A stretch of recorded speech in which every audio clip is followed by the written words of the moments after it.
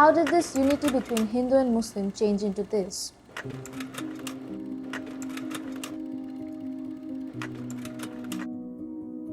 A rights group informed that around 3,721 attacks were reported on the Hindu community in Bangladesh in the last 9 years. At least 1,678 of vandalism and arson attacks on Hindu temples, idols and places of worship were reported in the last 5 years. Aside from that, 18 Hindu families have come under attack in the last 3 years. And such riots have happened long before the independence of our country. Why did this happen? Between 1947 to 1971. For 200 years, India lived under British rule, but the dominant religions were Hindu, Muslims, and Sikhs to control all these religious groups. The British used the divide and rule strategy. As a result, the Government of India Act 1935 was to set up a local government with dedicated seats for representatives from religious groups. This political act increased the religious conflict between the Hindus and the Muslims. The results of the election were that Nehru won over 700 legislative seats, while Jinnah won only 106 seats. After this, Jinnah started demanding a separate country for Muslims, and this was a huge turning point as Jinnah was previously an ambassador for Hindu-Muslim unity. This resulted in the partition of Pakistan and India, which happened in 1947, and the borders were made by a British lawyer, Sir Cyril Ratcliffe, within a few days, resulting in many flaws in the map. Scared of religious executions during the partition, millions of Muslims fled to Pakistan and millions of Hindus and Sikhs migrated across the border to India, but many never made it to their destinations due to mass massacre, arsons, forced conversions, mass abduction, and savage sexual violence. About 1 million people died and 14 million were displaced.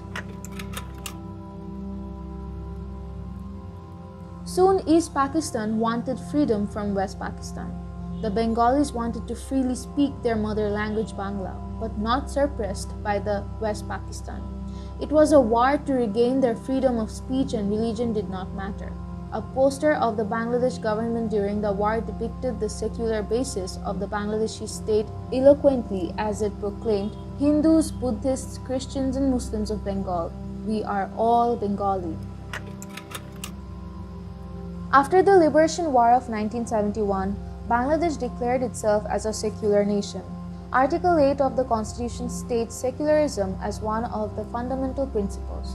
Yet, in 1977, secularism was removed from the Constitution, and in 1988, the Parliament declared Islam as the state religion. And in 2010, secularism was reinstated into the Constitution. The violence against religious minorities was and is still prevalent in Bangladesh. A human rights organization named Odhikar reported that between 2007 and 2019, 12 people belonging to minority faith communities were killed, 1,536 injured, 7 abducted, and 19 raped, while 62 pieces of land and 40 houses were grabbed, 1,013 properties and 390 temples were attacked, and 889 idols damaged or destroyed. It should be pointed out that the victims were mostly Hindus, but also included Christians, Buddhists, and Shia and Ahmadiyya adherents. Minority organizations report numbers that are understandably higher. On 10th October, the Council reported what was considered the third act in the series of vandalization of Durga idol caused by Muslim mob. The incident took place on road while the Durga idol was being entered into the Puja Mandap in Kotwali, Chittagong.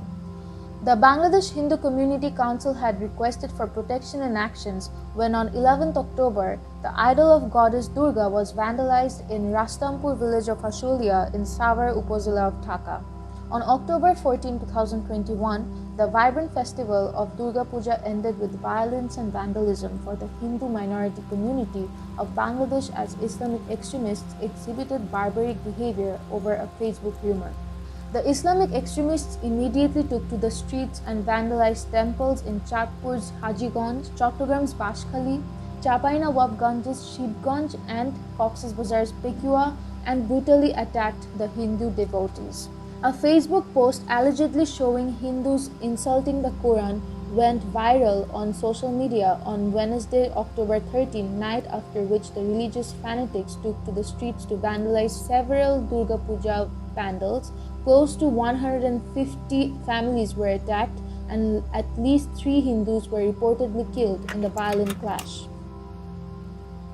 Out of the 169 million people in Bangladesh, 90% are Sunni Muslims, 9.5% of them belong to the Hindu religion, and all other faiths including Christians, Theravada Buddhists, Ahmadi Muslims account for less than 1% of the total population.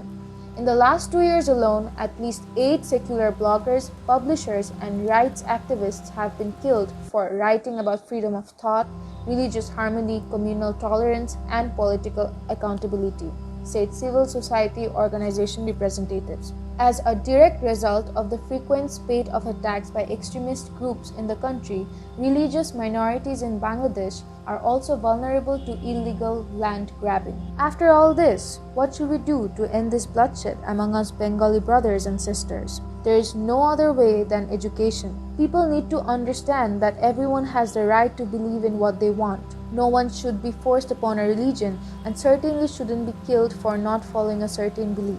Bangladesh has laws that prevent the minorities from being discriminated against, but these laws need to have proper implementations. In conclusion, no matter who we are or what our individual religion is, we need education in this subject matter because all religions preach to respect and honor all human beings irrespective of their religion, color, race, sex, language, status, property, birth profession, and so on, which needs to be understood by everyone themselves.